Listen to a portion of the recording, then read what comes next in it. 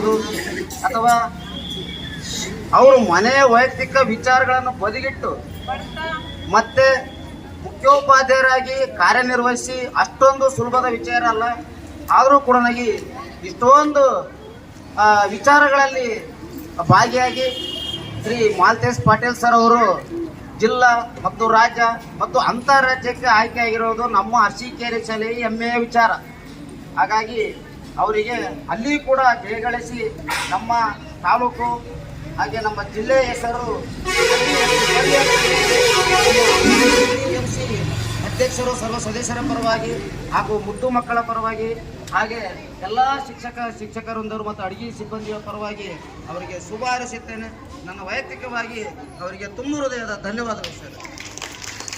ಮಾಲ್ತೇಶ್ ಪಾಟೀಲ್ ಅಂತ ಸರ್ಕಾರಿ ಮಾದರಿ ಹಿರಿಯ ಪ್ರಾಥಮಿಕ ಶಾಲೆಯ ಪ್ರಭಾರಿ ಮುಖ್ಯಗಳಾಗಿ ಕಾರ್ಯನಿರ್ವಹಿಸುತ್ತಿದ್ದೇನೆ.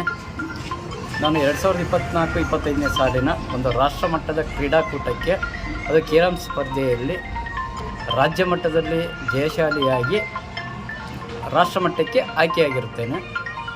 ಈ ಒಂದು ಕ್ರೀಡಾಕೂಟವು ಮಹಾರಾಷ್ಟ್ರದ ಪೂನಾದಲ್ಲಿ ಫೆಬ್ರವರಿ 17ರಿಂದ 22ರವರೆಗೆ ನಡೆಯುತ್ತಿದೆ. ಹಾಗಾಗಿ ರಾಜ್ಯ ಸರ್ಕಾರಿ ನೌಕರರ ಪ್ರತಿನಿಧಿಯಾಗಿ ನಾನು ಭಾಗವಹಿಸ್ತಿದ್ದೀನಿ. 6 ಜನ ಆಟಗಾರರಲ್ಲಿ ರಾಜ್ಯದ 6 ಜನರ ಆಟಗಾರರಲ್ಲಿ ನಾನು ವಿಜಯನಗರ ಜಿಲ್ಲೆಯ ಹರಪನಹಳ್ಳಿ ತಾಲೂಕಿನಿಂದ ನಾನು ಆಯ್ಕೆಯಾಗಿದ್ದೇನೆ.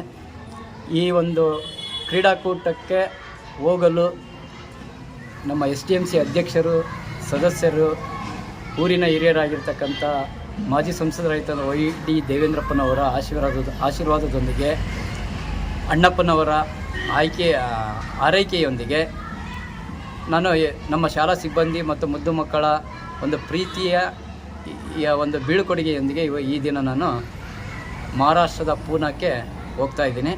ಇದು ನನ್ನ 4ನೇ ಬಾರಿ ರಾಷ್ಟ್ರ ಮಟ್ಟಕ್ಕೆ ನಾನು 4 ಬಾರಿ ಆಯ್ಕೆಯಾಗಿದ್ದೇನೆ.